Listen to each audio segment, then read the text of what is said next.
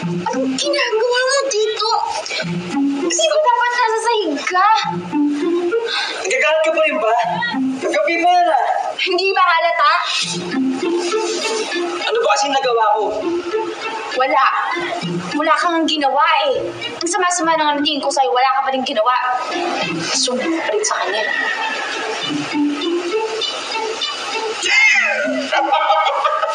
Magsiselos ka ba? Magsiselos ka, no?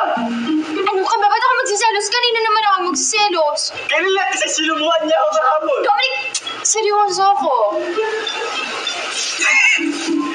Ka mag-alala. Napasubo din ako sa'yo. Gusto mo subuhan pa kita eh. Subuan mo sarili mo. Selos. Dominic, ang harap! Ay, sarap na kami dito. Ang problema. Selos siya!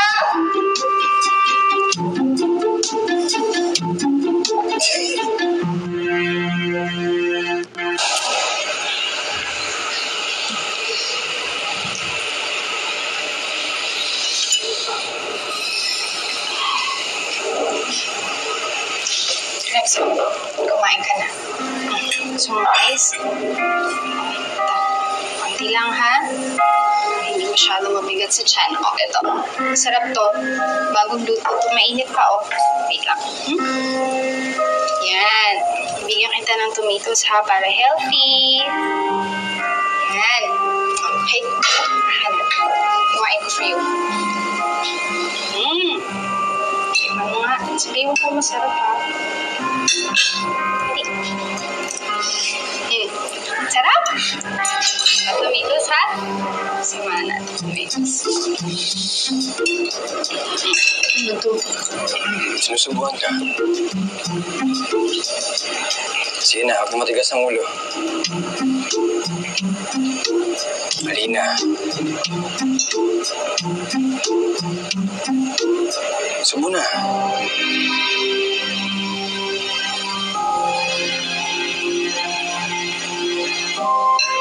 Sweet nyo naman. Nakakainit naman kayo. Ay, gusto mo coffee? Yan. Bigyan ko ng cream. Di ako cream? Sure.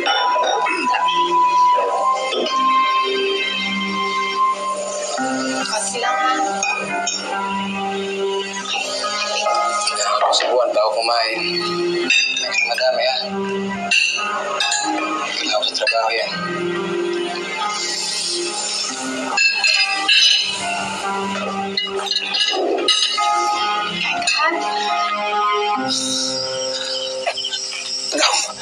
Nakalimutan mo na kung gaano kalawak itong rancho natin. Napapatakbo mo ito na mag-isa, ha? May mga supervisor naman bawat sangay. Iba na mahal sa palayan, sa kiskisan, sa paggawa ng kanin, tsaka sa kambingan. At tsaka isa pa, andyan din si Mang Tonyo. Siya pa yung nakatiwala sa pamamahala ng buong rancho. Mukhang marami pa talaga akong kailangan matutunan. Rex, talagang seryoso ka. Madali lang naman eh. Tara.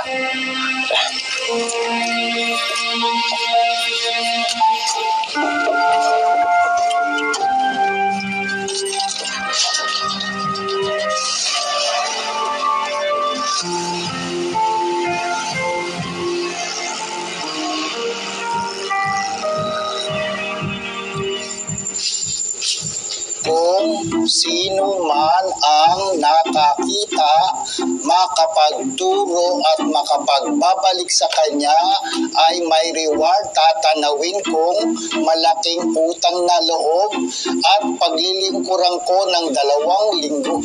Oy! Totoo mo, Lisa? Magbibigay ka ng reward? Oo naman, Mang Tonyo. Bakit? Anong klaseng paglilingkod ang gagawin mo? Aber? Kahit ano, tingin mo ko. Basta mababalik yung pusi ko. Magtulong kahit ano daw. Magkakaroon talaga ako ng yayang pag nagkataon. Ano sabi mo? Mukha akong yaya? Wala akong sinabing ganyan, ha? Kung sabi ko, yayaman ako pag nagkataon ako makakita ng pusi mo. Eh mamaya, yayayain ko si Mang Tonyo magpusihan. If I know ikaw talaga ang kumuha ng pusi ko, pag pinutulan mo tong panawagan ko, lagot ka sa ginawa mo? Lagot ako? Ba't mo lagot ako?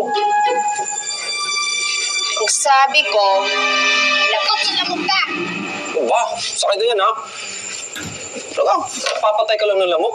Dadamay pa akong matigok. Tara nga, Mang Tonyo. Paano ito? Batig ko lumong ka. Pwes, lantaw na to ni unsa ning lamukan ni.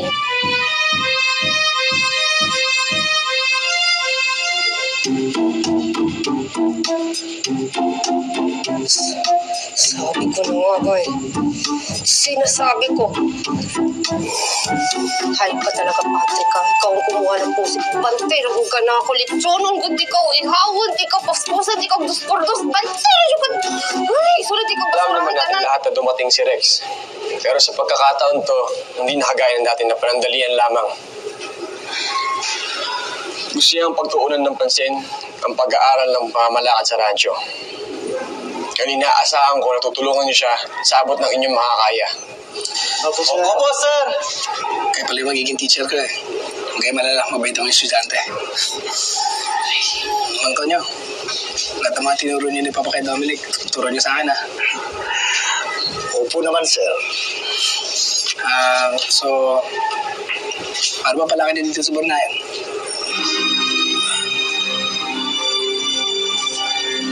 Aref, si Alina naman mahala sa Bornayan. Kung meron kang kailangan, siyang tanungin mo.